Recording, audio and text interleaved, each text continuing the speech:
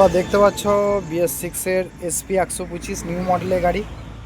তো গাড়িটা প্রবলেমটা তোমাদেরকে দেখায়। গাড়িটা মাত্র 29,000 চলেছে। তো গাড়ি সেলফ মারলে স্টার্ট তো একসঙ্গে চান্সে হয়ে যাচ্ছে, কিন্তু যখন পিক আপ দিচ্ছি দেখবে গাড়িটা বন্ধ হয়ে যাচ্ছে এবং এই যে দমকা মেরে মেরে বন্ধ হয়ে যাচ্ছে।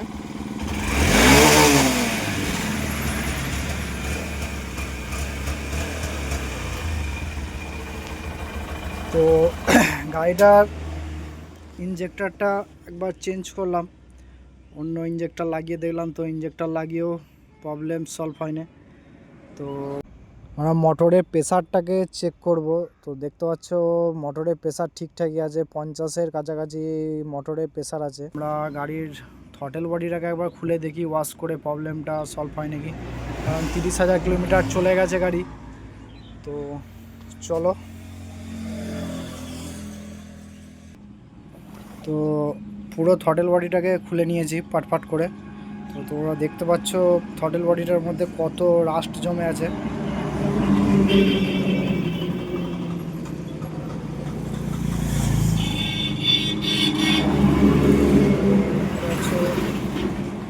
কত রাস্ট জমে আছে। তো চলো থ্রটেল বডিটাকে ভালো করে ওয়াশ করব।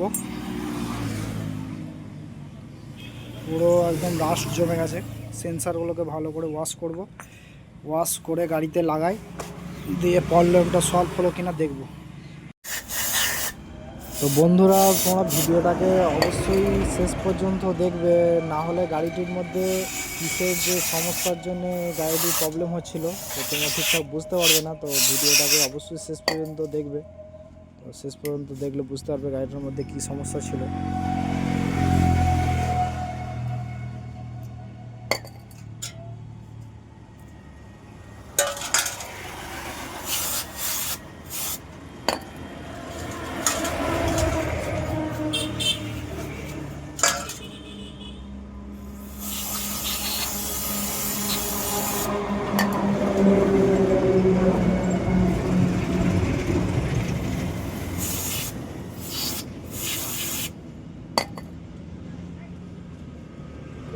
তো আমরা গাড়িটাকে পুরো রেডি করেছি। তো গাড়িটা দেখো তোমরা যে সাকসেসফুল হয়ে যাবে।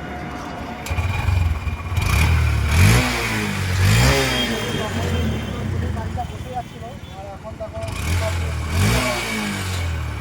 গাড়িটার মেন ফলটা তোমাদেরকে বলি কী হয়েছিল। গাড়িটা তো থ্রটেল বডি ওয়াশ করলাম, তারপরেও গাড়িটা ঠিকঠাক প্রবলেম সলভ হচ্ছিল না। তো তারপরে আমরা দেখতে পাচ্ছি প্লাগ আর চেঞ্জ করার পর গাড়িটা সাকসেসফুল হলো। তোমরা দেখো প্লাগটা পুরো নতুন আছে, একদমই নতুন, দেখে বুঝতে পারবে না যে খারাপ হয়েছে, প্লাগটার মধ্যে কিছু ফল্ট হয়েছে। তো এর মধ্যেই প্লাগটা শর্ট হয়ে গেছিলো। তো প্লাগটা চেঞ্জ করার পর গাড়িটা সাকসেসফুল হয়েছে। তো যদি তোমাদের SP 120 যদি এরকম প্রবলেম দেখা দেয় তো প্লাগটাকে অবশ্যই একবার চেঞ্জ করে দেখবে। তো চলো, ভিডিওটা ভালো লাগলে ভিডিওটাকে লাইক করে দিও।